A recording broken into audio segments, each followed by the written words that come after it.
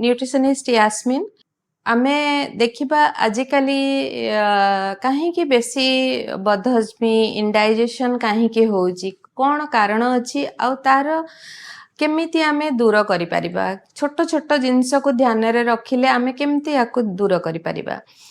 तो देखंतु ए जो बदहजमी हुए यार किछिटा कारण अछि जोटा कि फर्स्ट तो कहिबी मु फूड जोटा जदि आपण जल्दी जल्दी रे खाउचंती बहुत स्पीड रे खाउचंती आपणकर एक्चुअली जो पाचन क्रिया होची सेटा मुहरु ही आरंभ हुए आपण जदि चोबेइबेनी आपण को दांत गोटे ग्राइंडर रो काम करे आपण जदि भल कि चोबेई की धीरे धीरे स्लोली खाइबे आपण को हजम भल कि हबो। बहुत जन जल्दी जल्दी रे बहुत फास्ट खाती सेटा भी गोटे कज अछि। द्वितीय कज है खाइबारे जो खाउचंती सेथिरे जेमती तेल मसला राग जो स्पाइसी जिनस जदि बेसी खाउचंती ताहले निश्चित भावरे आपणकर गैस हबो एसिडिटी हबो। यही खाद्य आमर जो डाइजेशन क्रिया अछि एथिरे रेस्ट्रिक्ट करे सेटा जल्दी हजम हुएनी। खाइला बेले बहुत जनकर अभ्यास अछि कि मझिरे मझिरे पानी पियंती एहा द्वारा आम पाटी रे चोबेला बेले जो सालाइबा बाहरी थाए एहा हजम प्रक्रिया रे सहाय्य करे। आमे जदि सेतरे पानी पी दो तो से डाइल्यूट हे जिबारु आमर पाचन क्रिया स्लो हो जाए। तो यह छड़ा आपण जदि स्ट्रेस रे अछंती आपण स्ट्रेस रे अछंती आपणक कॉर्टिसोल हार्मोन हाई रे अछि तो आपणकर इंडाइजेशन हबो आपणकर हजम हबनी गैस हबो एसिडिटी हबो किंबा आपण जदि कोनोसी मेडिसिन खाउचंती कोनोसी रोग पई हाई बीपी पई कि आपण कोनोसी मेडिसिन हाई पावर मेडिसिन किछि नउचंती तो आपणकर इंडाइजेशन हेई पारे सेति पई आपण डॉक्टर को परामर्श नै कि ता सहित इंडाइजेशन न हेबा भलिया मेडिसिन ऐड करंतु किंबा जदि आपण राति रे 6-7 घंटा सोउ नांती आपणकर इंडाइजेशन हबो। एमती विभिन्न प्रकार कारण अछि जोथरे इंडाइजेशन हुए।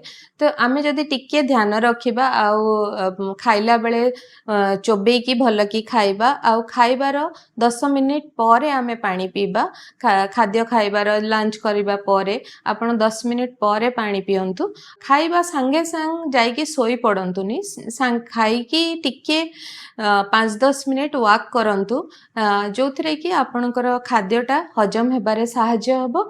आ इंडाइजेशन हाकुटी बहुत जन सोइला बेले तांकर रिफ्लेक्स एक्शन नै कि जेमती बांती हला भलिया आसी जाए पार्टी को से भलिया जिंस हबनी। तो सेति पई ए सब को ध्यान रे रखी जेमती इंडाइजेशन न हुए आ से भलिया खाद्य खांतु आ निजको सुस्थ रखंतु। आमे को भलिया खाद्य खाइबा जो थरे कि हमर इंडाइजेशन हबनी हमको बहुत आराम रे हमर हजम हे जिवो डाइजेशन आराम रे हे जिवो।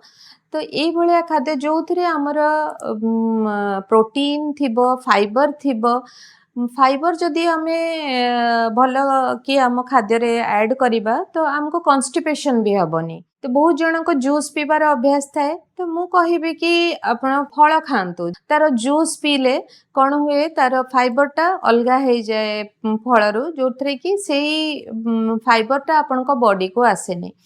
से भलिया प्रोटीन रे एमिति खाद्य खांतु जोटा कि भल कि हजम हे परिबो। जदि आपण नॉन वेजिटेरियन अछंती आपण बॉइल्ड एग खाई परिबे न हेले जदि वेजिटेरियन अछंती पनीर खाई परिबे टोफू खाई परिबे। इजी टू डाइजेस्ट को खाद्य जो खाद्य आपण सहज रे पाई पारुचंती लोकली हमर मार्केट रे मिलुची सेही जिंस आपण जदि खाइबे बहुत आराम रे आपणकर हजम हे जिवो इंडाइजेशन हबनी कि ब्लोटिंग हबनी। तो आपण जत्ते सिंपल करिकी रखंतु आपणकर ब्रेकफास्ट रे इडली चिल्ला उपमा खाई परिबे दलिया टाइप रो जिंस खाई परिबे कि लंच रे भात डाली रोटी सैलाड दही ऐड करंतु दही रे प्रोबायोटिक बैक्टीरिया सेथिरे थाए से हमर हजम रे सहाय्य करे। तो लंच रे आपण दही ऐड करि परिबे सैलाड ऐड करि परिबे ए सब जिंस आपण को खाद्य को हजम करिबारे सहाय्य करबा आ आपण को न्यूट्रिशन भी आपण को मिलिबो आपण को खाद्य रे। ସେଇ ଭଳିଆ ରାତିରେ ନନଭେଜ ଖାଇବାକୁ ଆଭଏଡ କରନ୍ତୁ। ଯଦି ଆପଣ ନନଭେଜ ପ୍ରିୟ ତାହେଲେ ଆପଣ ଲଞ୍ଚରେ ନନଭେଜ ନିଅନ୍ତୁ। ରାତିରେ ଯେତେ ହେଲେ ଭେଜିଟେରିଆନ ଖାଆନ୍ତୁ। ଯଦି ସୁପ୍ ପିଇ ପାରିବେ ଭଲ କଥା।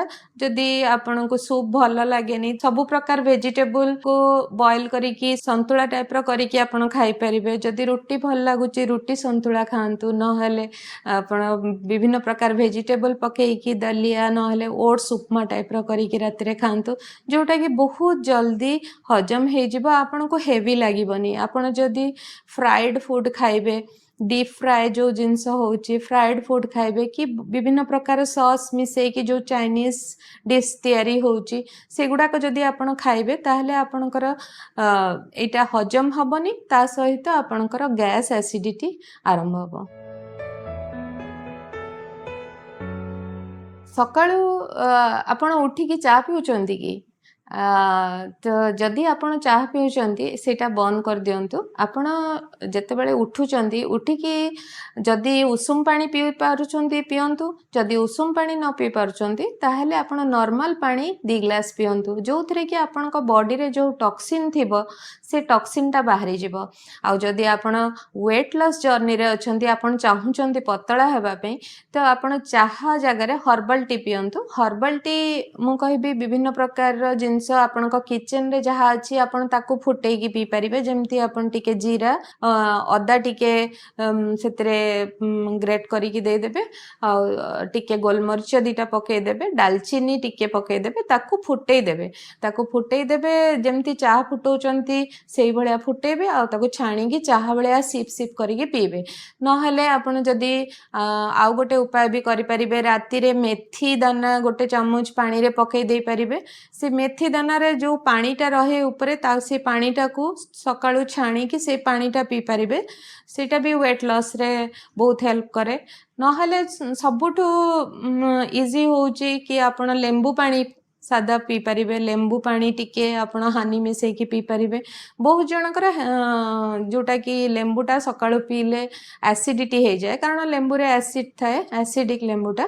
ତ ଯଦି ଆପଣଙ୍କର ଲେମ୍ବୁରେ ଆସିଡିଟି ହେଇଯାଉଛି ତାହେଲେ ଆପଣ ଲେମ୍ବୁଟା ପିଅନ୍ତୁନି। ଆପଣ ଜିରା ପାଣି ହଉ କି ପାନମଧୁରୀ ପାଣି ହଉ ଏଇଭଳିଆ ଜିନିଷ କରିକି ପିଅନ୍ତୁ। ଆପଣଙ୍କର ସେଇଟା ଟକ୍ସିନ୍ ବଡ଼ିର ବି ବାହାର କରିଦେବ, ତା ସହିତ ଆପଣଙ୍କ ୱେଟ୍ ଲସ୍ରେ ବି ହେଲ୍ପ କରିବ। ବିଭିନ୍ନ ରୋଗର କାରଣ ଓ ନିରାକରଣ ସମ୍ପର୍କରେ ଡାକ୍ତରଙ୍କ ଠାରୁ ଜାଣିବା ପାଇଁ ସ୍ୱାସ୍ଥ୍ୟ ପ୍ଲସ୍ ଓଡ଼ିଆର ୟୁଟ୍ୟୁବ୍ ଚ୍ୟାନେଲ୍ ସବସ୍କ୍ରାଇବ୍ କରନ୍ତୁ।